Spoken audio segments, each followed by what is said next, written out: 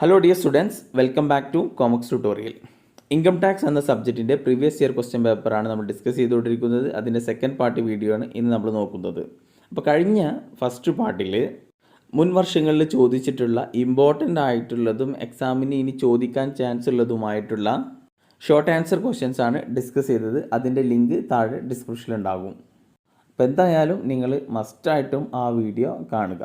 അപ്പോൾ ഈ വീഡിയോയിൽ സെക്കൻഡ് പാർട്ട് വീഡിയോയിൽ നമ്മൾ ഡിസ്കസ് ചെയ്യാൻ ഉദ്ദേശിക്കുന്നത് പാരഗ്രാഫ് ക്വസ്റ്റ്യൻസും അതേപോലെ എസ്സേ ക്വസ്റ്റ്യൻസ് ആണ്. അപ്പോൾ ഇവിടെ നമ്മൾ ഈ പ്രോബ്ലം ക്വസ്റ്റ്യൻസ് ഡീറ്റെയിൽ ആയിട്ട് ചെയ്യുന്നില്ല. ഇമ്പോർട്ടൻ്റ് ആയിട്ടുള്ള ഏരിയ അതെങ്ങനെയാണ് ചെയ്യുക, ഇനി ഇമ്പോർട്ടൻ്റ് ആയിട്ടുള്ള ഏരിയാസ് ഇതിൽ പറയുന്ന ഏരിയാസ് നിങ്ങൾക്ക് മനസ്സിലായിട്ടില്ലെങ്കിൽ വീഡിയോയിൽ പോയിട്ട് ഈ ഏരിയ കാണുക, അല്ലെങ്കിൽ ബുക്കിൽ നോക്കിയിട്ട് അത് ഏരിയ മനസ്സിലാക്കുക. ഓക്കെ, ഫോർ എക്സാമ്പിൾ ഇപ്പോൾ ഗ്രാറ്റുവിറ്റി എങ്ങനെയാണ് കാൽക്കുലേറ്റ് ചെയ്യുക എന്നുള്ളതൊക്കെ നമ്മളെല്ലാ പോയിൻറ്റും പറയുകയാണെന്നുണ്ടെങ്കിൽ വീഡിയോ ലെങ്തി ആകും. അപ്പോൾ അതുകൊണ്ട് ഗ്രാറ്റുവിറ്റി അതിൻ്റെ ഒരു ജസ്റ്റ് ഒരു എക്സ്പ്ലനേഷനും അതെങ്ങനെയാണ് അതുമായി റിലേറ്റ് ചെയ്തിട്ടുള്ള ടാക്സ് പ്രൊവിഷൻസ് ആണ് ഡിസ്കസ് ചെയ്യുള്ളൂ. ഓക്കെ, അപ്പോൾ എന്തായാലും ഈ വീഡിയോ നിങ്ങൾ സ്കിപ്പ് ചെയ്യാതെ ഫുള്ളായിട്ട് കാണുക. അപ്പോൾ ഇനി നേരെ നമുക്ക് ക്വസ്റ്റ്യനിലേക്ക് കിടക്കാം. പാരഗ്രാഫ് ക്വസ്റ്റ്യൻസുമായി ബന്ധപ്പെട്ട് ചോദിക്കാൻ ചാൻസ് ഉള്ള ക്വസ്റ്റ്യൻസ് ആണ് നമ്മൾ നോക്കുന്നത്. First question, explain profit in lieu of salary. എന്താണ് profit in lieu of salary? അപ്പോൾ profit in lieu of salary എന്ന് പറഞ്ഞു കഴിഞ്ഞാൽ സാലറിക്ക് പകരമായിട്ട് കൊടുക്കുന്ന ഇൻകമാണ്. ഓക്കെ, അപ്പോൾ അതും സാലറി എന്ന ഹെഡിൻ്റെ അണ്ടറിൽ ടാക്സബിൾ ആകും. അപ്പോൾ ഇവിടെ മെയിനായിട്ടും 4 പോയിൻ്റാണ് profit in lieu of salary എന്ന കാറ്റഗറിയിൽ പെടുത്തുന്നത്. First one, terminal compensation. അപ്പോൾ ഈ പോയിന്റിൽ പറയുന്നത് ഒരു എംപ്ലോയിയുടെ എംപ്ലോയ്മെൻറ്റ് കോൺട്രാക്റ്റിലോ അല്ലെങ്കിൽ ടേംസ് ആൻഡ് കണ്ടീഷൻസിലൊക്കെ മോഡിഫിക്കേഷൻ വരുത്തുകയോ അല്ലെങ്കിൽ എംപ്ലോയ്മെൻറ്റിൽ നിന്ന് ടെർമിനേറ്റ് ചെയ്യുകയോ ചില ജോലിയിൽ നിന്ന് പിരിച്ചുവിടുകയോ ചെയ്യുമ്പോൾ എംപ്ലോയർ എംപ്ലോയിക്ക് ഒരു കോമ്പൻസേഷൻ കൊടുക്കും. അതിനെയാണ് ടെർമിനേഷൻ കോമ്പൻസേഷൻ എന്ന് പറയുന്നത്, അല്ലേ? ഇപ്പോൾ ഒരു എംപ്ലോയി ഉണ്ട്, ഒരു 10 വർഷത്തെ കോൺട്രാക്റ്റാണ്, അല്ലെങ്കിൽ ഒരു ടേംസ് ആൻഡ് കണ്ടീഷൻസിൽ എംപ്ലോയറുമായിട്ട് ഒരു 10 വർഷത്തെ ഒരു കണ്ടീഷൻസ് അല്ലെങ്കിൽ അഗ്രിമെൻറ്റിൽ ഏർപ്പെട്ടു വിചാരിക്കുക. ആ ടേംസ് ആൻഡ് കണ്ടീഷനിൽ മോഡിഫിക്കേഷൻ വരുത്തുകയോ മാറ്റം വരുത്തുകയോ അതല്ലെങ്കിൽ ആ ടേംസ് ആൻഡ് കണ്ടീഷൻസ് അല്ലെങ്കിൽ അഗ്രിമെൻറ്റ് ടെർമിനേറ്റ് ചെയ്യുകയോ എംപ്ലോയ്മെൻറ്റിൽ നിന്ന് പിരിച്ചുവിടുകയോ ചെയ്യുമ്പോൾ എംപ്ലോയർ അവിടെ എംപ്ലോയിക്ക് എന്തെങ്കിലും കോമ്പൻസേഷൻ ആയിട്ട് കൊടുക്കുകയാണെന്നുണ്ടെങ്കിൽ അതിനെയാണ് ടെർമിനൽ കോമ്പൻസേഷൻ എന്ന് പറയുക. അപ്പോൾ അത് profit in lieu of salary എന്ന ഹെഡിൻ്റെ അണ്ടറിൽ ടാക്സബിൾ ആകും. Next one, key man insurance policy. ഇപ്പോൾ കീമാൻ ഇൻഷുറൻസ് പോളിസി എന്ന് പറഞ്ഞു കഴിഞ്ഞാൽ ഇപ്പോൾ കമ്പനിക്ക് അത്രയും വേണ്ടപ്പെട്ട ഒരു എംപ്ലോയി, നല്ല ടാലൻ്റ് ആയിട്ടുള്ള ഒരു എംപ്ലോയി, ആ എംപ്ലോയി ആ കമ്പനിയിൽ നിന്ന് പോവുകയാണെന്നുണ്ടെങ്കിൽ റിസൈൻ ചെയ്യുകയോ അല്ലെങ്കിൽ എംപ്ലോയി ഡെത്ത് സംഭവിക്കുകയോ ചെയ്യുമ്പോൾ ആ കമ്പനിക്ക് എന്ത് ചെയ്യുന്നുണ്ട്, ഒരു വലിയ നഷ്ടമായിട്ട് മാറും. ഇപ്പോൾ ഫോർ എക്സാമ്പിൾ ഒരു നല്ലൊരു സോഫ്റ്റ്വെയർ ഡെവലപ്പ് ചെയ്യുന്ന ഒരു എംപ്ലോയി ആണെന്ന് വിചാരിക്കുക. അപ്പോൾ ആ എംപ്ലോയി പോവുകയാണെന്നുണ്ടെങ്കിൽ ആ കമ്പനിക്ക് അത്യാവശ്യം ലോസ് സംഭവിക്കാൻ ചാൻസ് ഉണ്ട്. അപ്പം അങ്ങനെയുള്ള എംപ്ലോയി റിസൈൻ ചെയ്യുകയോ അല്ലെങ്കിൽ ഡെത്ത് സംഭവിക്കുകയോ ചെയ്യുകയാണെന്നുണ്ടെങ്കിൽ അവിടെ ആ ലോസ് നികത്താൻ വേണ്ടിയിട്ട് ചെയ്യുന്ന ഒരു ഇൻഷുറൻസ് പോളിസിയാണ് കീമാൻ ഇൻഷുറൻസ് പോളിസി. അപ്പോൾ ഈ കീമാൻ ഇൻഷുറൻസ് പോളിസി ചെയ്യുമ്പോൾ അവിടെ ഈ കീമാൻ ഇൻഷുറൻസ് പോളിസി ചെയ്യുന്നത് എംപ്ലോയറാണ്. ഓക്കെ, അപ്പോൾ ആ എംപ്ലോയർ കീമാൻ ഇൻഷുറൻസ് പോളിസി ചെയ്യുമ്പോൾ എനിവേ ചിലപ്പോൾ എംപ്ലോയിക്കും അതിൻ്റെ ഒരു ബെനിഫിറ്റ് കിട്ടുന്നതാണെന്നുണ്ടെങ്കിൽ അത് ഈ എംപ്ലോയീനെ സംബന്ധിച്ചിടത്തോളം profit in lieu of salary എന്ന ഹെഡിൻ്റെ അണ്ടറിൽ എന്ന രീതിയിൽ അതായത് ടാക്സബിൾ ആവും, സാലറി എന്ന ഹെഡിൽ. Okay, next, unrecognised provident fund or unrecognised superannuation fund and also interest of unrecognised provident fund. Unrecognised provident ഫണ്ടിൽ നിന്നും കിട്ടുന്ന എമൗണ്ട് എംപ്ലോയറിൻ്റെ കോൺട്രിബ്യൂഷൻ എത്രയാണോ അത് ആ എംപ്ലോയറിൻ്റെ കോൺട്രിബ്യൂഷൻ വരെ എന്തിൻ്റെ അണ്ടറിൽ ടാക്സബിൾ ആകും, സാലറി എന്ന ഹെഡിൻ്റെ അണ്ടറിൽ ടാക്സബിൾ ആകും. എന്ന് വെച്ചാൽ അത് പ്രോഫിറ്റ് ഇൻ ലിeu ഓഫ് സാലറിയാണ്. അതേപോലെ ഇൻട്രസ്റ്റ് അലോഡ് എത്രയാണ്, 9.5%. അപ്പോൾ നമ്മൾ എന്താണ് ഈ പ്രൊവിഡൻറ്റ് ഫണ്ടിൽ നമ്മൾ ഡിസ്കസ് ചെയ്തു. ഓക്കെ, അപ്പോൾ ഇവിടെ എന്താണ് അൺറെക്കഗ്നൈസ്ഡ് പ്രൊവിഡൻറ്റ് ഫണ്ടിൽ നിന്ന് കിട്ടുന്ന എമൗണ്ട്. ഓക്കെ, അത് എംപ്ലോയറിൻ്റെ കോൺട്രിബ്യൂഷൻ, മുതലാളി എത്രയാണോ കോൺട്രിബ്യൂട്ട് ചെയ്യുന്നത് ആ എമൗണ്ട് വരെ എന്തിൻ്റെ അണ്ടറിൽ ടാക്സബിൾ ആകും, സാലറി എന്ന ഹെഡിൻ്റെ അണ്ടറിൽ ടാക്സബിൾ ആകും. Next, other payment from employer considered as a profit in lieu of salary. വേറെ എന്തെങ്കിലും പേയ്മെൻറ്റ്, ഇപ്പോൾ ഒരു എംപ്ലോയിനെ ജോലിയിൽ നിന്നും പിരിച്ചുവിട്ടു അല്ലെങ്കിൽ ജോലി റദ്ദാക്കി വിചാരിക്കുക. അപ്പോൾ അതിന് ശേഷം ചിലപ്പോൾ എന്തെങ്കിലും എമൗണ്ട് ഈ എംപ്ലോയറിൽ നിന്ന് കിട്ടുകയാണെന്നുണ്ടെങ്കിൽ അത് പ്രോഫിറ്റ് ഇൻ ലിeu ഓഫ് സാലറിൻ്റെ അണ്ടറിൽ ടാക്സബിൾ ആകും. ഓക്കെ, അപ്പോൾ ഇതാണ് profit in lieu of salary. ഇത് കുറച്ചും കൂടി എന്ത് ചെയ്യുക, എക്സ്പ്ലെയിൻ ചെയ്തിട്ട് നിങ്ങളുടെ ബുക്കിലുണ്ട്, ഓരോ പോയിന്റ് എക്സ്പ്ലെയിൻ ചെയ്തിട്ടുള്ള ബുക്കിലുണ്ട്. അതനുസരിച്ചിട്ട് എഴുതി കഴിഞ്ഞാൽ അതിനനുസരിച്ച് മാർക്ക് കിട്ടും. Okay, next explain the provision of income tax act 1961 regarding expenditure on scientific research in computing income from business. ഇപ്പോൾ ബിസിനസ് എന്ന PGBP എന്ന ഹെഡിൻ്റെ അണ്ടറിൽ നമ്മൾ നോക്കുകയാണെന്നുണ്ടെങ്കിൽ അവിടെ 2 കാര്യമാണ് ഏറ്റവും ഇമ്പോർട്ടൻ്റ് ആയിട്ടുള്ളത്. ഒന്ന് ഡിപ്രിസിയേഷന്. ഓക്കെ, അപ്പോൾ ഡിപ്രിസിയേഷനുമായി ബന്ധപ്പെട്ടുള്ള ഒരു പ്രോബ്ലം നിങ്ങളത് മനസ്സിലാക്കി പോകണം.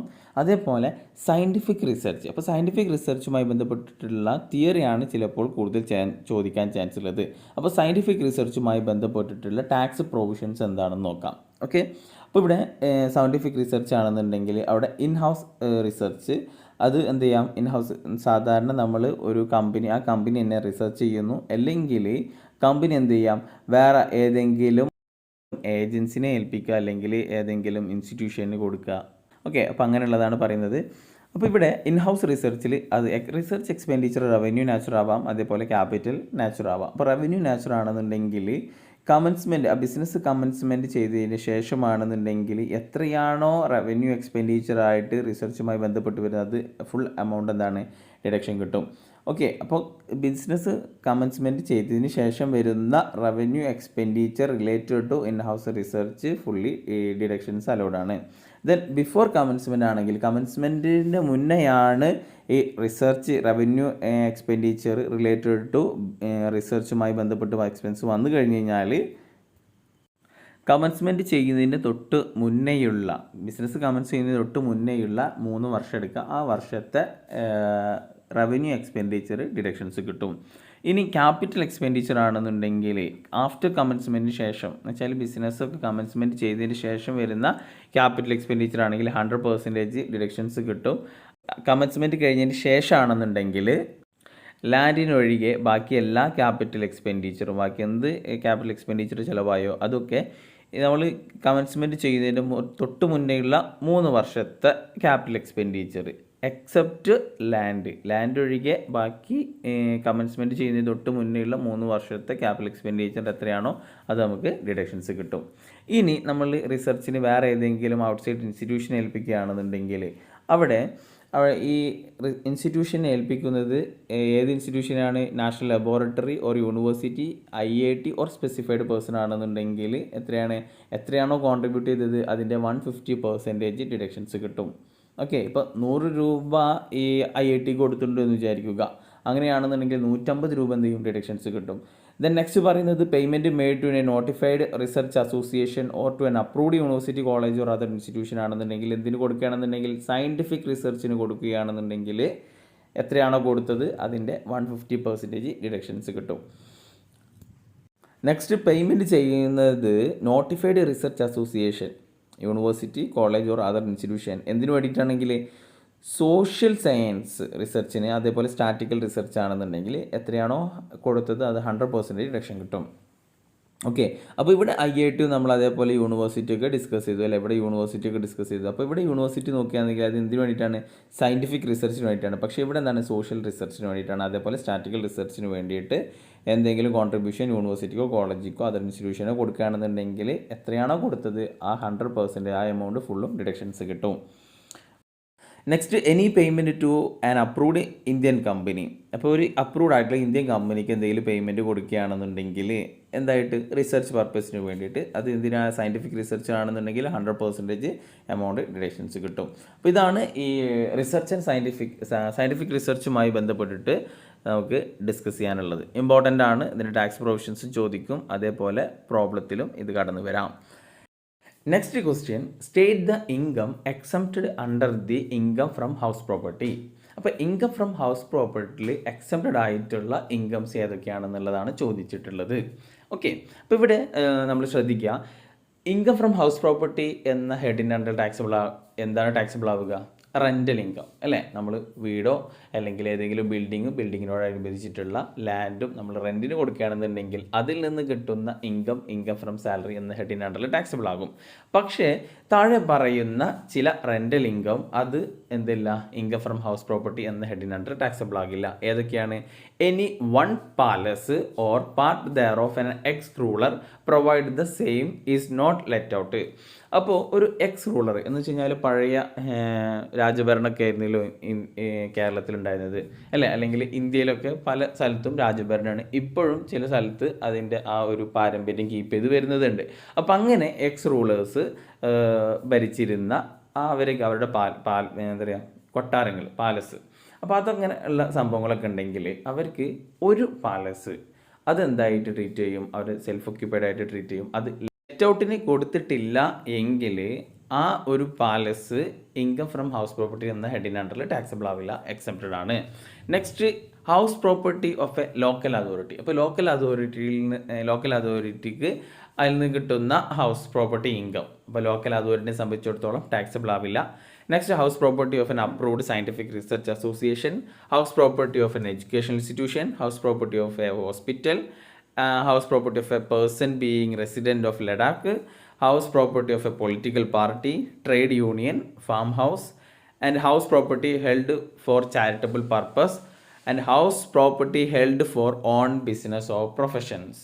ഇതൊക്കെ എന്താണ്, ഇൻകം ഫ്രം ഹൗസ് പ്രോപ്പർട്ടി എന്ന ഹെഡിൻ്റെ അണ്ടറിൽ ടാക്സബിൾ ആവാത്ത ഇൻകംസ് ആണ്. നെക്സ്റ്റ് ക്വസ്റ്റ്യൻ ചോദിക്കുന്നത് എന്താണ്, റെസിഡൻഷ്യൽ സ്റ്റാറ്റസ് ആണ്. വളരെ ഇമ്പോർട്ടൻ്റ് ആയിട്ടുള്ള ഒരു ഏരിയ ആണ് ഡിറ്റർമൈൻ റെസിഡൻഷ്യൽ സ്റ്റാറ്റസ്.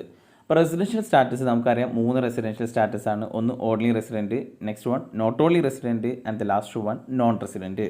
അപ്പോൾ അവിടെ നമ്മൾ ഓൾറെഡി ഡിസ്കസ് ചെയ്തതാണ് എന്താണ് ബേസിക് കണ്ടീഷൻസ്, എന്താണ് additional conditions.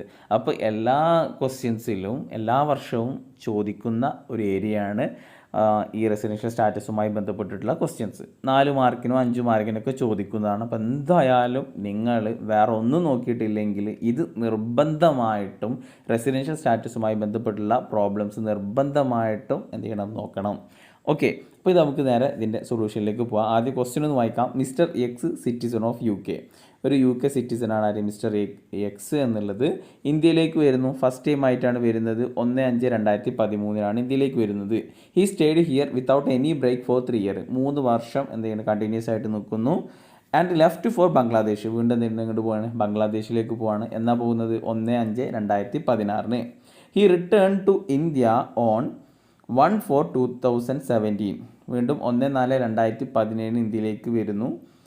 And went back, എന്നിട്ട് വീണ്ടും UK പോകുന്നു. എന്നാണ് 1/12/2018. And he was posted back to India. വീണ്ടും അയാൾ എന്ത് ചെയ്യുന്നു, ഇന്ത്യയിലേക്ക് തന്നെ എന്ത് ചെയ്യുന്നു, പോസ്റ്റ് ചെയ്യുന്നു. എന്ന് 20/1/2020. നമ്മളോട് 2020-21 എന്ന അസസ്മെൻ്റ് ഇയറിലെ റെസിഡൻഷ്യൽ സ്റ്റാറ്റസ് കാൽക്കുലേറ്റ് ചെയ്യാനാണ്. അപ്പോൾ നമ്മൾ നോക്കുക, നമ്മുടെ പ്രീവിയസ് ഇയർ ഏതാണ്, 1920 ആണ്.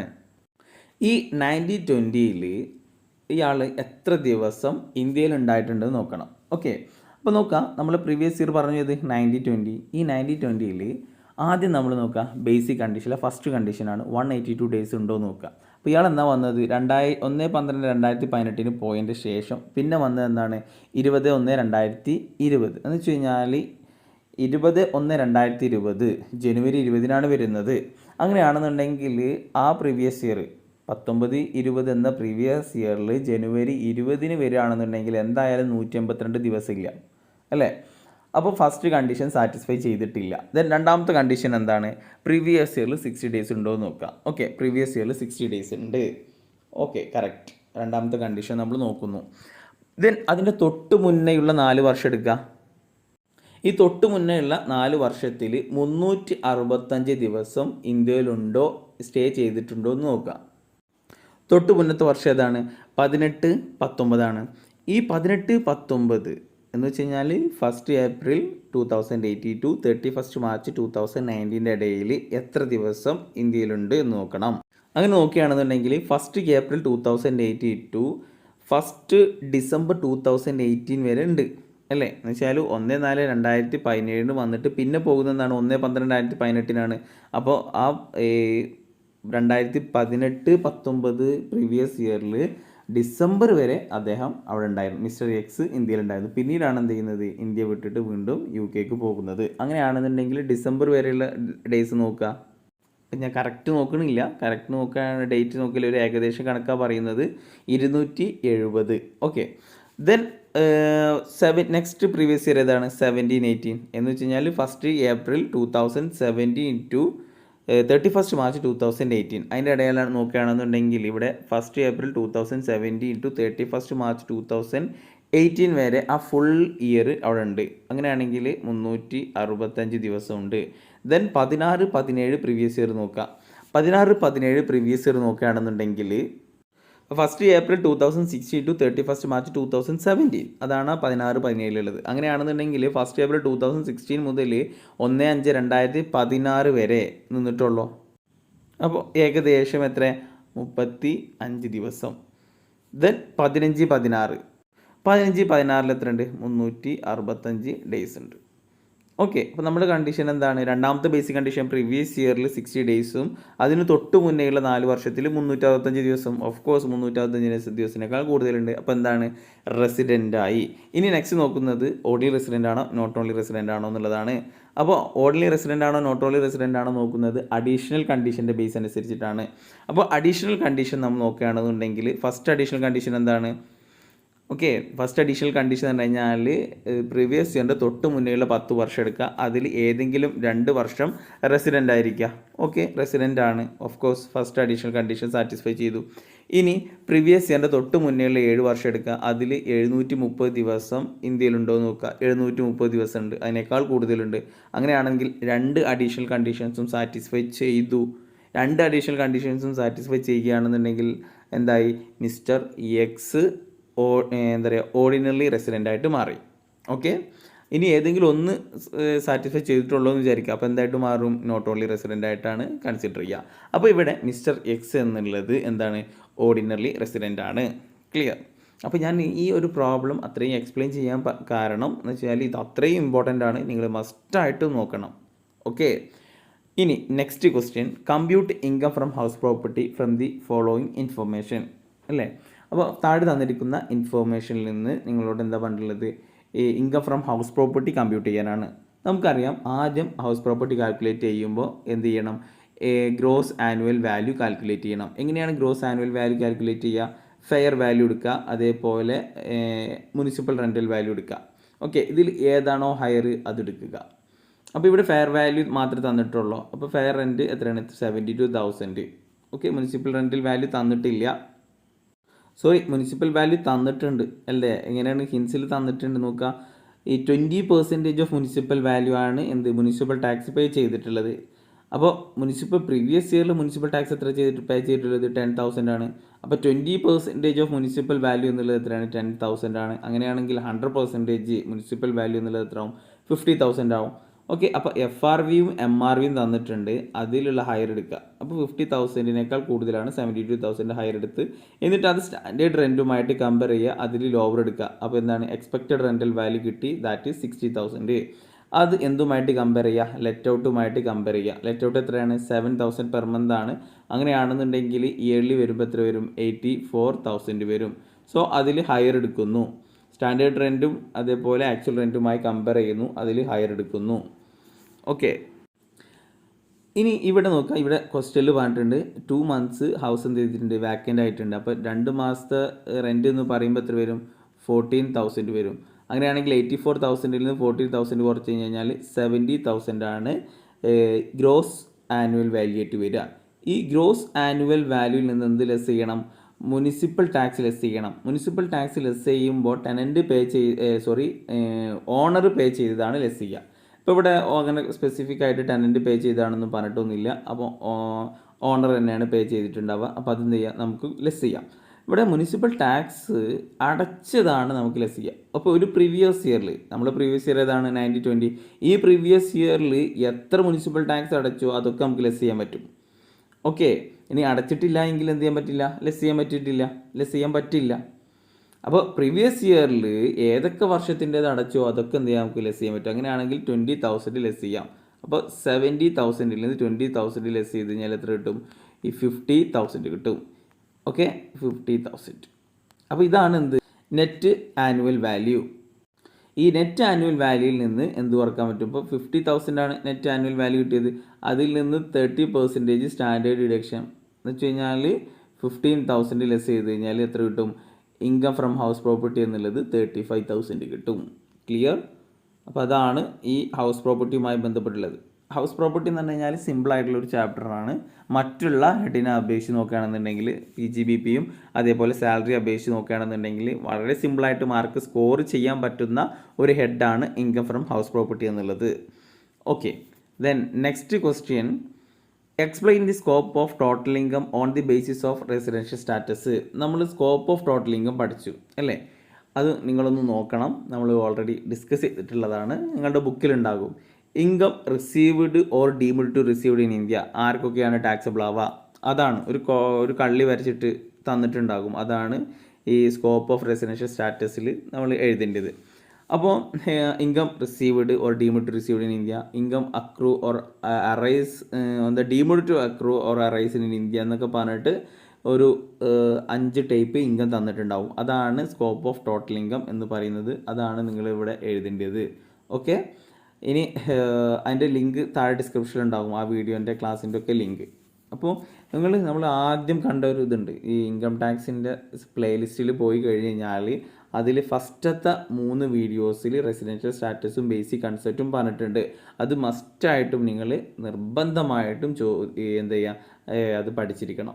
കാരണം ഫസ്റ്റ് ചാപ്റ്റർ എന്ന് പറഞ്ഞാൽ അത്യാവശ്യം ഇമ്പോർട്ടൻ്റ് ആയിട്ടുള്ളൊരു ചാപ്റ്ററാണ്. ഒരു 10-12 മാർക്കിൻ്റെ ക്വസ്റ്റ്യൻസ് നിങ്ങൾക്ക് ഷുവറായിട്ടും ആ ഫസ്റ്റ് ചാപ്റ്ററിൽ നിന്ന്, അഥവാ റെസിഡൻഷ്യൽ സ്റ്റാറ്റസുമായി ബന്ധപ്പെട്ടിട്ടുള്ള ആ ഒരു ചാപ്റ്ററിൽ നിന്ന് നിങ്ങൾക്ക് കിട്ടും. ഓക്കെ, അപ്പോൾ അതുകൊണ്ട് റെസിഡൻഷ്യൽ സ്റ്റാറ്റസും അതേപോലെ ഇൻകം ഫ്രം ഹൗസ് പ്രോപ്പർട്ടിയും മസ്റ്റായിട്ട് നോക്കുക. The next question, income from salary. അതിലും പ്രോബ്ലമാണ് ചോദിക്കാൻ ചാൻസ് ഉള്ളത്. അപ്പോൾ ഈ പ്രോബ്ലം നോക്കുമ്പോൾ ഇതിൽ മെയിനായിട്ടും അഡ്ജസ്റ്റ്മെൻറ്റ് വരുന്ന അല്ലെങ്കിൽ ടാക്സ് പ്രൊവിഷൻസ് വരുന്ന കുറച്ച് ഏരിയാസ് അത് നിർബന്ധമായിട്ട് നോക്കുക. അതിൽ പെട്ടതാണ് rent free furnished accommodation. Okay, including furnished accommodation. നമുക്കറിയാം അവിടുത്തെ എന്താ പറയുക, പോപ്പുലേഷൻ്റെ ബേസിസിൽ അല്ലേ, 15%, 10%, 7.5%. എങ്ങനെയാണെങ്കിൽ population above 25 lakh, 10 to 25 lakh, then below 10 lakh. Okay, നമ്മൾ പഠിച്ചിട്ടുള്ളതാണ്. നെക്സ്റ്റ് എൻ്റർടൈൻമെൻറ്റ് അലവൻസ് ആദ്യം നമ്മുടെ സാലറിൻ്റെ കൂടെ ആഡ് ചെയ്യും. പിന്നെ ഗവൺമെൻറ് എംപ്ലോയി ആണെന്നുണ്ടെങ്കിൽ least of the following excepted ആണ്, കഴിഞ്ഞ വീഡിയോയിൽ നമ്മൾ ചെയ്തിട്ടുണ്ട്. Gardner, sweeper, servant. ഇപ്പോൾ ഇവർക്കൊക്കെ എങ്ങനെയാണെന്നുള്ളത്, എത്രയാണോ എംപ്ലോയർ പേ ചെയ്തത് അത് എന്ത് ചെയ്യാൻ പറ്റും, അത് ആണ് ടാക്സിബിൾ പെർക്വിസിറ്റ് ആയിട്ട് വരിക.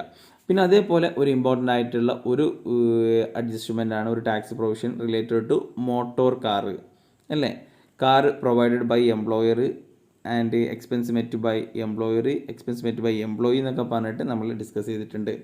ദെൻ ഫ്രീ ലഞ്ച് അല്ലേ, എത്രയാണ്, up to 50 per meal per day എന്തുണ്ട്, എക്സംഷനാണ്. ബാക്കിയുള്ള എമൗണ്ട് ടാക്സിബിൾ പെർക്വിസിറ്റ്സ് ആയിട്ട് ട്രീറ്റ് ചെയ്യും. ദെൻ പ്രൊവിഡൻറ്റ് ഫണ്ട്, അവിടെ നമ്മൾ ചോദിക്കുന്നത് 12%, 9.5%. ഓക്കെ, ദെൻ ലാപ്ടോപ്പ്, മൊബൈൽ ഫോണൊക്കെ നമുക്ക് എംപ്ലോയർ കൊടുക്കുകയാണെന്നുണ്ടെങ്കിൽ അതെന്താണ്, ടാക്സ് ഫ്രീ പെർക്വിസിറ്റ്സ് ആണ്. ദെൻ പ്രൊഫഷണൽ ടാക്സ് പെയ്ഡ് അല്ലേ. പ്രൊഫഷണൽ ടാക്സ് പെയ്ഡ് എങ്ങനെ നമ്മൾ ചെയ്യുക, ഗ്രോസ് സാലറിയിൽ നിന്നാണ് പ്രൊഫഷണൽ ടാക്സ് പെയ്ഡ് ലെസ് ചെയ്യുക. ഓക്കെ, പിന്നെ ഇതിൽ ചില വരാത്ത കുറച്ച് അഡ്ജസ്റ്റ്മെൻറ്റ് കൂടി നിങ്ങൾ സാലറി എന്ന ഹെഡിൽ നോക്കണം. ഈ പറഞ്ഞിട്ടുള്ളത് എന്തായാലും നോക്കണം. അതിന് പുറമെ ഗ്രാറ്റുറ്റി, അതായത് commuted pension, then HRA, house rent allowance, children education allowance, children hostel allowance. ഈ 5 എണ്ണം കൂടി എന്ത് ചെയ്യണം, നിങ്ങൾ നിർബന്ധമായിട്ടും നോക്കുക. അങ്ങനെയാണെന്നുണ്ടെങ്കിൽ സാലറിയുമായി ബന്ധപ്പെട്ട് വരുന്ന ക്വസ്റ്റ്യൻസ് നിങ്ങൾക്ക് ആൻസർ ചെയ്യാൻ ഈസി ആയിട്ട് സാധിക്കും.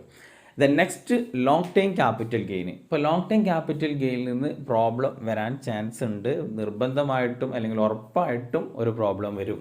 ഓക്കെ, അപ്പോൾ അതിൽ എങ്ങനെയാണ് long time capital gain calculate ചെയ്യുക അല്ലേ. ആദ്യം ഫുൾ വാല്യൂ ഓഫ് കൺസിഡറേഷൻ, അതിൽ നിന്ന് എന്തോ ലെസ് ചെയ്യണം, ട്രാൻസ്ഫറുമായി ബന്ധപ്പെട്ടുള്ള എക്സ്പെൻസ് ഓൺ ട്രാൻസ്ഫർ, അത് ലെസ് ചെയ്ത് കഴിഞ്ഞാൽ എന്ത് കിട്ടും, നെറ്റ് സെയിൽസ് കൺസിഡറേഷൻ. അതിൽ നിന്നാണ് പിന്നെ നമ്മൾ കോസ്റ്റ് ഓഫ് അക്വിസിഷൻ അല്ലെങ്കിൽ indexed cost of acquisition. Long time capital gain ആണെന്നുണ്ടെങ്കിൽ ഇൻഡെക്സ്ഡ് കോസ്റ്റ് ഓഫ് അക്വിസിഷൻ എന്ത് ചെയ്യും, ലെസ് ചെയ്യും. Okay, then indexed cost of improvement or cost of improvement. Long time ആണെങ്കിൽ ഇൻഡെക്സ്ഡ് കോസ്റ്റ് ഓഫ് ഇംപ്രൂവ്മെൻറ്റ്. അപ്പോൾ എങ്ങനെയാണ് indexation ചെയ്യുക, അല്ലെങ്കിൽ ഇൻഡെക്സ്ഡ് കോസ്റ്റ് ഓഫ് ഇംപ്രൂവ്മെൻറ്റും ഇൻഡെക്സ്ഡ് കോസ്റ്റ് ഓഫ് അക്വിസിഷനും കാൽക്കുലേറ്റ് ചെയ്യുക എങ്ങനെയാണെന്നുള്ളത് നമ്മൾ പറഞ്ഞിട്ടുണ്ട് അല്ലേ. Cost of acquisition into CII of the year of transfer divided by CI year of acquisition. Okay, അതേപോലെ തന്നെ ഇമ്പ്രൂവ്മെൻറ്റിൻ്റെതും ഉണ്ടാകും. അപ്പോൾ അതിൻ്റെ ഒരു പ്രോബ്ലംസ് കുറച്ച് വർക്കൗട്ട് ചെയ്യുക. ഒരു 2-3 പ്രോബ്ലംസ് വർക്കൗട്ട് ചെയ്ത് കഴിഞ്ഞാൽ തന്നെ നിങ്ങൾക്ക് ഐഡിയ കിട്ടും. പിന്നെ ഇതുമായി ബന്ധപ്പെട്ട് ചോദിക്കാൻ ചാൻസ് ഉള്ളത് അതിൽ നിന്ന് കിട്ടുന്ന ഡിഡക്ഷൻസ് ആണ്, സെക്ഷൻ 54 മുതലുള്ളത്. ഓക്കെ, അപ്പോൾ ആ സെക്ഷൻ 54 മുതലുള്ളത് നിങ്ങൾ പഠിക്കുന്നവർക്ക്, സമയമുള്ളവർക്ക് അല്ലെങ്കിൽ പഠിച്ചവർക്കൊക്കെ ഒന്ന് നോക്കി പോവുക. ഇല്ലാത്തവരാണെന്നുണ്ടെങ്കിൽ നിങ്ങൾ ഇതുവരെ ചെയ്തതിനുള്ള മാർക്ക് കിട്ടും. ഇതുവരെ ചെയ്തതിന് ഒന്നും തെറ്റില്ല, കാരണം പിന്നെ ഇതിൽ നിന്ന് ഡിഡക്റ്റ് ചെയ്യണമല്ലോ. അപ്പോൾ ആ ഡിഡക്റ്റ് ചെയ്യുന്ന ആ ഒരു കുറച്ച് 30% അല്ലെങ്കിൽ 20% മാർക്ക് നിങ്ങൾക്ക് മിസ്സാവുകയുള്ളൂ. ഓക്കെ, അപ്പോൾ ലോങ് ടൈം ക്യാപിറ്റൽ ഗെയിനുമായി ബന്ധപ്പെട്ടിട്ടുള്ളതും അതേപോലെ ഷോർട്ട് ടൈം ക്യാപിറ്റൽ ഗെയിനുമായി ബന്ധപ്പെട്ടുള്ള പ്രോബ്ലംസ് വർക്കൗട്ട് ചെയ്യുക. എന്താണ് ലോങ് ടൈം ക്യാപിറ്റൽ ഗെയിൻ, എപ്പോഴാണ് ലോങ് ടൈം ക്യാപിറ്റൽ ഗെയിൻ ആവുക എന്നുള്ളതൊക്കെ നമ്മൾ ഡീറ്റെയിൽ ആയിട്ട് ഡിസ്കസ് ചെയ്തു അല്ലേ. ലാൻഡ് ആൻഡ് ബിൽഡിംഗ് ആണെന്നുണ്ടെങ്കിൽ 24 months ഹോൾഡിംഗ് പീരീഡാണ് അവിടെ നോക്കുന്നത്. അതർ അസറ്റ് ആണെന്നുണ്ടെങ്കിൽ 36 months. Then listed equity share ആണെങ്കിൽ യൂണിറ്റ്സ് ഓഫ് UTI മ്യൂച്വൽ ഫണ്ടൊക്കെ ആണെന്നുണ്ടെങ്കിൽ 12 months ആണ് ഇവിടെ കൺസിഡർ ചെയ്യുക ഹോൾഡിംഗ് പീരീഡ്. കൂടുതലാണെന്നുണ്ടെങ്കിൽ ഈ പറഞ്ഞ മാസത്തിനേക്കാൾ ഈ അസറ്റ് കൂടുതൽ ഹോൾഡ് ചെയ്യുകയാണെങ്കിൽ, കൈവശം വെക്കുകയാണെങ്കിൽ ലോങ് ടൈം ക്യാപിറ്റൽ ഗെയിനും, അതർവൈസ് ഷോർട്ട് ടൈം ക്യാപിറ്റൽ ഗെയിനും. നെക്സ്റ്റ് നമ്മൾ ഡിസ്കസ് ചെയ്യേണ്ടത് state any 8 item income exempt from tax. Okay, അപ്പോൾ എക്സംപ്റ്റഡ് ഇൻകംസ് എന്ന് പറഞ്ഞിട്ട് ഒരുപാട് ലിസ്റ്റ് ഓഫ് ഐറ്റംസ് ഉണ്ട്, ഒരു ചാപ്റ്റർ തന്നെ ഉണ്ട് അല്ലേ. അപ്പോൾ അതിൽ നിങ്ങളെല്ലതും പഠിക്കേണ്ട ആവശ്യമില്ല, ഒരു 10 എണ്ണമെങ്കിലും നോക്കി പോവുക. അപ്പോൾ നമുക്ക് ഓൾറെഡി നമ്മൾ ഈ 5 heads കംപ്ലീറ്റ് ചെയ്തപ്പോൾ കുറേ എക്സംപ്റ്റഡ് ഇൻകംസ് നമ്മൾ പഠിച്ചിട്ടുണ്ട്. ഓക്കെ, അപ്പോൾ അതിൽ പഠിച്ചതാണെന്നുണ്ടെങ്കിൽ അത് തന്നെ പഠിച്ചാൽ മതി. അല്ലെങ്കിൽ നിങ്ങൾ എന്ത് ചെയ്യുക, ഒരു 8-10 എന്ത് ചെയ്യുക നോക്കി പോവുക, ചോദിക്കും. ഫസ്റ്റ് എന്താണ്, അഗ്രികൾച്ചർ ഇൻകം എക്സംപ്റ്റഡ് ആണ്. അതേപോലെ amount received out of family income in HUF, share of profit, ഇപ്പോൾ ഫേമിൽ നിന്ന് കിട്ടുന്ന പ്രോഫിറ്റ്, അതിന് ഫേം ടാക്സ് കൊടുക്കുന്നുണ്ടാവും. അപ്പോൾ ആര് കൊടുക്കണ്ട, അതിന് ഇൻഡിവിജ്വൽ ആ ഷെയർ കിട്ടുന്ന അല്ലെങ്കിൽ പാർട്ട്നേഴ്സിന് കിട്ടുന്ന ആ പ്രോഫിറ്റ് പോർഷന് ടാക്സ് കൊടുക്കണ്ട.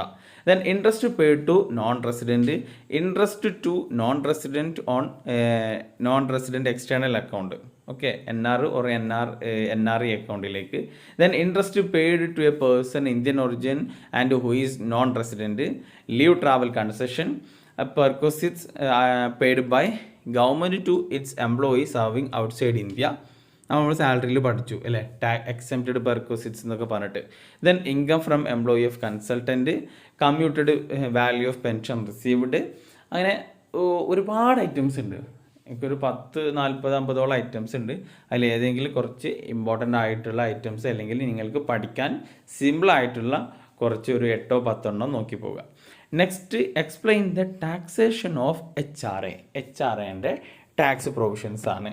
അപ്പോൾ എന്താണ് HRA എന്നറിയാം അല്ലേ. നമ്മൾ ഒരു എംപ്ലോയി ആ ജോലി ചെയ്യുന്ന സ്ഥലത്ത് റെൻറ്റിനാണ് താമസിക്കുന്നതെങ്കിൽ ആ റെൻറ്റ് എക്സ്പെൻസ് മെറ്റ് ചെയ്യാൻ വേണ്ടിയിട്ട് എംപ്ലോയർ കൊടുക്കുന്ന അലവൻസ് ആണ് ഹൗസ് റെൻറ്റ് അലവൻസ്. ഇങ്ങനെ ഈ ഹൗസ് റെൻറ്റ് അലവൻസ് കിട്ടിക്കഴിഞ്ഞ് കഴിഞ്ഞാൽ അത് ടാക്സബിൾ സാലറിൻ്റെ കൂടെ ആഡ് ചെയ്യും. ഓക്കെ, പക്ഷേ എന്ത് കിട്ടും, ഒരു എക്സംഷൻസ് ഉണ്ട് അല്ലെങ്കിൽ ഡിഡക്ഷൻസ് കിട്ടും.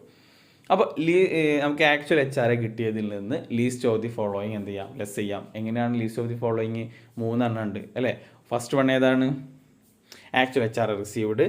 ദെൻ 40 or 50, മെട്രോപൊളിറ്റൻ സിറ്റി ആണെന്നുണ്ടെങ്കിൽ 50% ഓഫ് സാലറി, അതല്ല അതർ സിറ്റി ആണെന്നുണ്ടെങ്കിൽ 40% ഓഫ് സാലറി എടുക്കുക. Then rent paid -10% of salary. ഇതിൽ ഏതാണോ ലോവർ അത് എക്സംഷൻ ആണ്, ബാക്കിയുള്ള എമൗണ്ട് ടാക്സബിൾ ആണ്. Okay, least of the following exempted, ബാക്കിയുള്ള എമൗണ്ട് ടാക്സബിൾ ആകും. അതാണ് HRAൻ്റേത്. അപ്പോൾ ഈ HRA മാത്രം ചോദിക്കാം. ഓക്കെ, അതേപോലെ ഗ്രാറ്റുറ്റി മാത്രം ചോദിക്കാനുള്ളത് 4 മാർക്കിനൊക്കെ ചോദിക്കാം. ഓക്കെ, അപ്പോൾ HRA എന്ന് പറഞ്ഞു കഴിഞ്ഞതും അതേപോലെ റെൻറ്റ് ഫ്രീ ഫർണിഷ്ഡ് അക്കോമഡേഷനും വളരെ ഇമ്പോർട്ടൻ്റ് ആയിട്ടുള്ള ഒരു സാലറിയുള്ള ടോപ്പിക്കാണ്. Next, the expense which are expressly disallowed in computing profit and gain of business or profession. അപ്പോൾ ബിസിനസ് ഓഫ് പ്രൊഫഷൻ കമ്പ്യൂട്ട് ചെയ്യുമ്പോൾ ഏതൊക്കെ എക്സ്പെൻസ് ആണ് ഡിസലൗഡ് ആയിട്ടുള്ള എക്സ്പെൻസ്, നമ്മൾ കഴിഞ്ഞ ഫസ്റ്റ് പാർട്ട് വീഡിയോയിൽ നമ്മൾ ഓൾറെഡി ഡിസ്കസ് ചെയ്തതാണ്. അപ്പോൾ അതൊന്ന് നോക്കാം. ദെൻ അഗെയിൻ ക്വസ്റ്റ്യൻ നോക്കാം. Mister Ashok, an Indian citizen, he's employed in London since 2001, comes to India.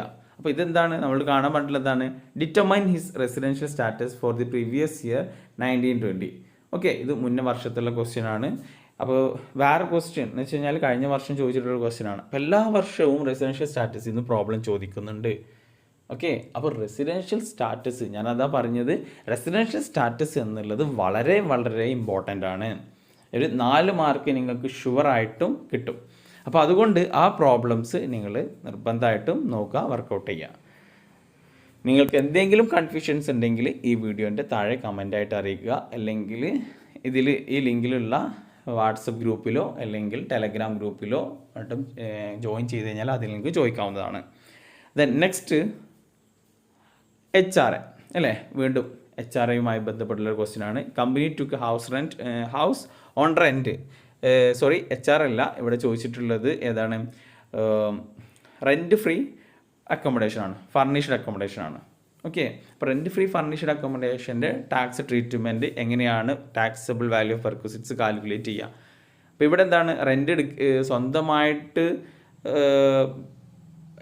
എംപ്ലോയറിൻ്റെ വീട്ടിലാണ് അല്ലെങ്കിൽ എംപ്ലോയറിൻ്റെ ബിൽഡിങ്ങിലാണ് എംപ്ലോയിനെ താമസിപ്പിക്കുന്നത് എങ്കിൽ അവിടെ നമ്മൾ പോപ്പുലേഷൻ്റെ ബേസിസിലാണ് ടാക്സബിൾ പെർക്വിസിറ്റ്സ് കാണാം.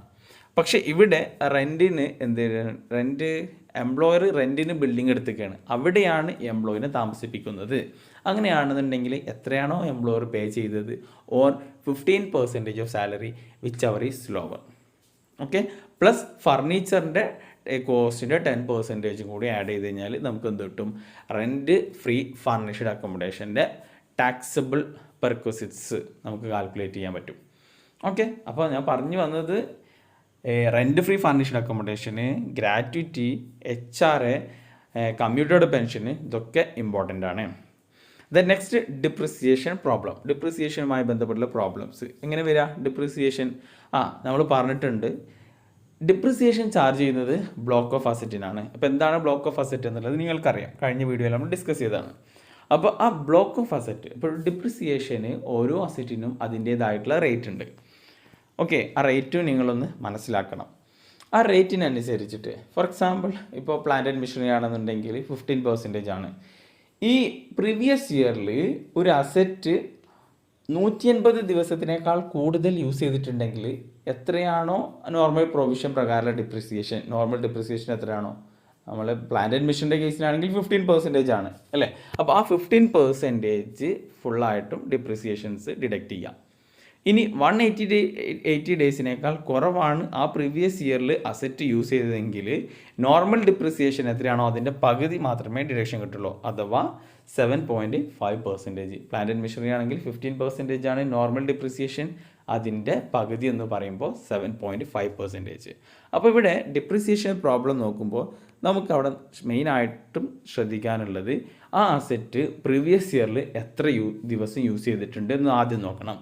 150 ദിവസത്തിനേക്കാൾ കൂടുതൽ യൂസ് ചെയ്തിട്ടുണ്ടെങ്കിൽ നോർമൽ ഡിപ്രിസിയേഷൻ്റെ 100% ഡിഡക്റ്റ് ചെയ്യാം.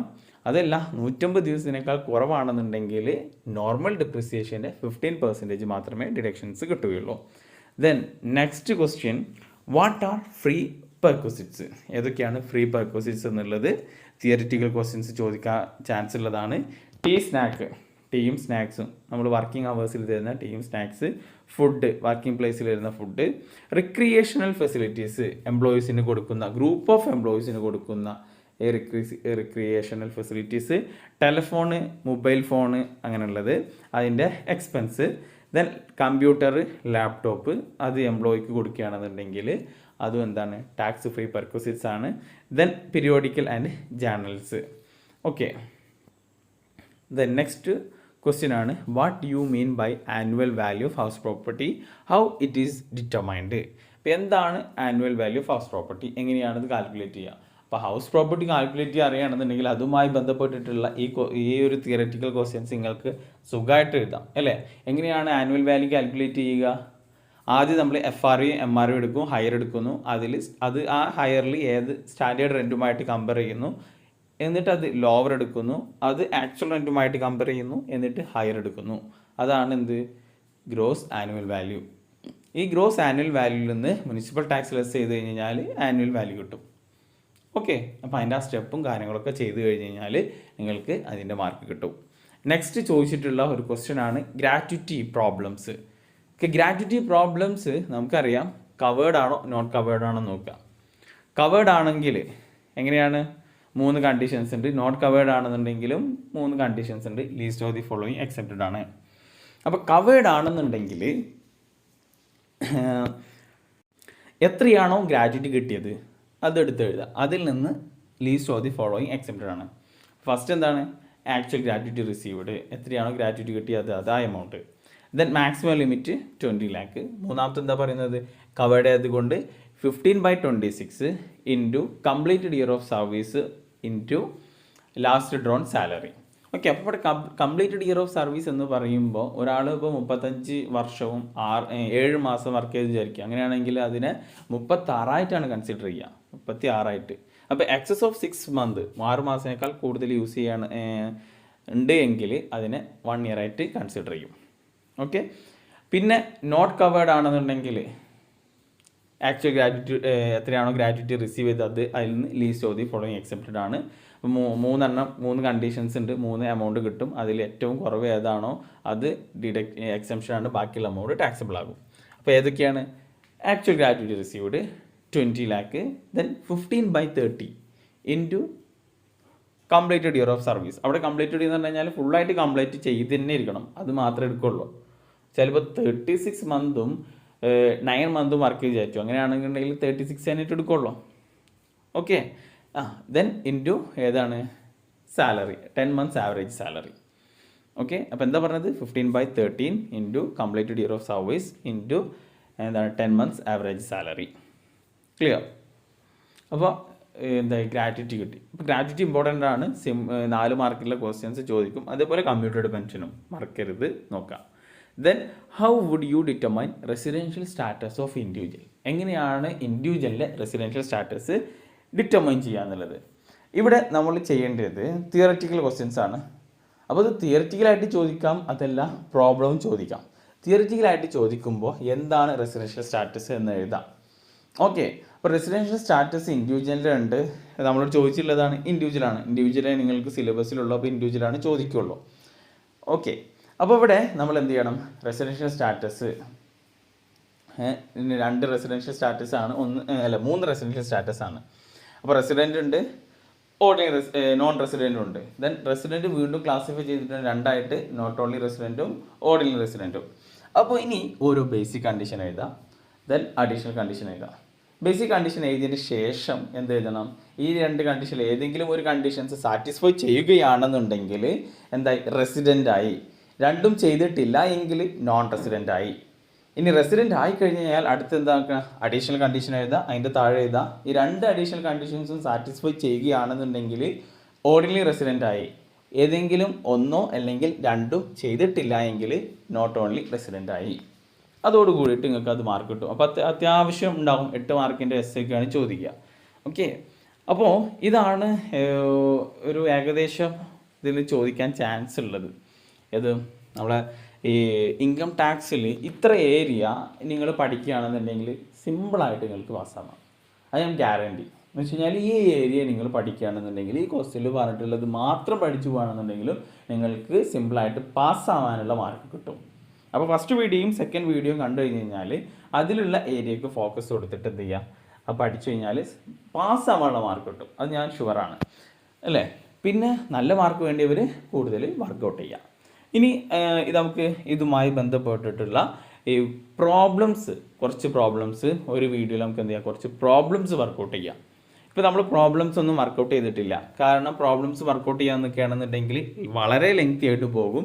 അതുകൊണ്ട് പ്രോബ്ലംസ് വർക്കൗട്ട് ചെയ്യുന്ന ഒരു വീഡിയോ കൂടി നമ്മളിവിടെ അപ്ലോഡ് ചെയ്യും. അപ്പോൾ അതോട് കൂടിയിട്ട് previous year analysis, previous year question paper നമ്മൾ എന്ത് ചെയ്യണം, കംപ്ലീറ്റ് ചെയ്യാണ്. അപ്പോൾ ഈ ഒരു 3 വീഡിയോ, ഇപ്പോൾ 2 വീഡിയോ നമ്മൾ അപ്ലോഡ് ചെയ്തു. അപ്പോൾ ഇനി ഈ ഒരു വീഡിയോ കൂടി വരും, അതും കൂടി കണ്ടു കഴിഞ്ഞ് കഴിഞ്ഞാൽ നിങ്ങൾക്ക് ഇൻകം ടാക്സ് എന്നുള്ള ആ ഒരു കടമ്പ ഈസി ആയിട്ട് കിടക്കാം. ഓക്കെ, അപ്പോൾ നെക്സ്റ്റ് വീഡിയോയിൽ നമുക്ക് കാണാം. Thank you for watching, will see next class. പിന്നെ ഈ വീഡിയോ നിങ്ങൾക്ക് ഉപകാരപ്പെടുകയാണെന്നുണ്ടെങ്കിൽ തീർച്ചയായിട്ടും നിങ്ങളുടെ ഫ്രണ്ട്സിലേക്ക് ഷെയർ ചെയ്യുക. എക്സാമാണ്, നിങ്ങളുടെ ഫ്രണ്ട്സും എന്ത് ചെയ്യുക, പാസ്സാകട്ടെ അല്ലേ. പിന്നെ അതേപോലെ നിങ്ങളുടെ കമൻറ്റ് രേഖപ്പെടുത്തുക. എന്തെങ്കിലും ഡൗട്ട് ഉണ്ടെങ്കിൽ അത് നിങ്ങൾ കമൻ്റായിട്ട് ചോദിക്കാം, അല്ലെങ്കിൽ ആ വാട്സപ്പ് ഗ്രൂപ്പിൽ ചോദിക്കാവുന്നതാണ്. Okay, thank you for watching. Will see next class. All the best.